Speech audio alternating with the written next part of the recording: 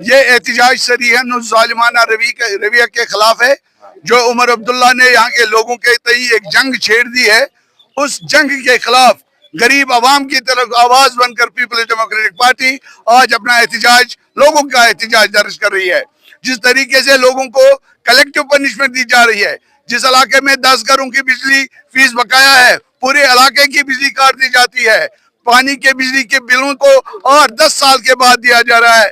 آپ اندازہ لگائیے پر کیپٹا انکم جیسا اقبال صاحب نے کہا یہاں کی سب سے زیادہ کم ہماری آمدنی ہے، بے روزگاری ہے، غربت ہے، سفید پوشی کا عالم ہے، لیکن اس کے باوجود عمر عبداللہ کو اس کا احساس نہیں ہے. اس کی سرکار انتہائی بے حس ہو چکی ہے.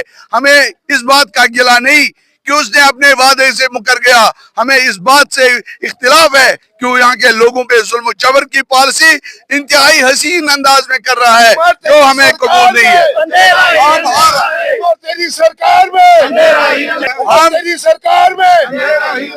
ہم سرکار کی اس جارحانہ ظالمانہ پالیسیوں کے خلاف نبرد آزما رہے ہیں، رہیں گے اور کسی بھی حالت میں رہیں گے. میں پولیس انتظامیہ سے ایک سوال آسمانی فضاؤں سے کر رہا ہوں. کل بھارتیہ جنتا پارٹی نے جموں میں لا یونیورسٹی کے لیے احتجاج کیا، کیوں ان پر پولیس کا قدغن نہیں لگا؟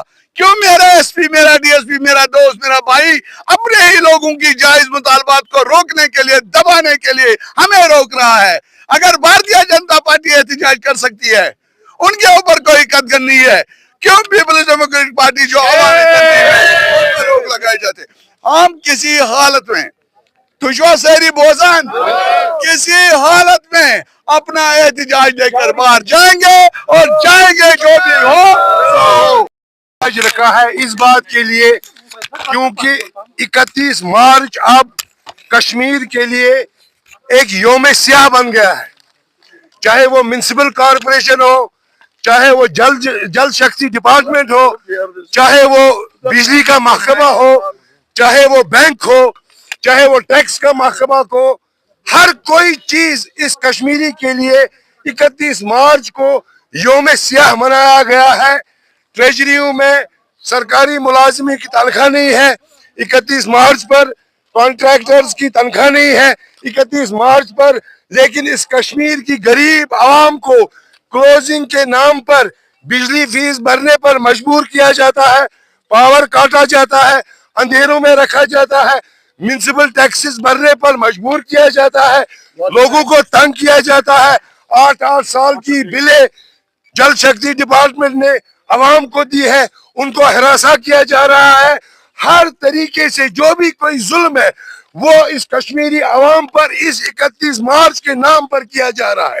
ہم اس لیے سراپا احتجاج ہے کہ ہمارے جو لوگ ہیں جو ڈرے ہیں، سہمے ہیں، بات نہیں کر سکتے ہیں، ان کی آواز بن کر ہم یہاں آج آئے ہیں، ان کی ترجمانی کرنے آئے ہیں اور عمر سرکار کو یہ بتانے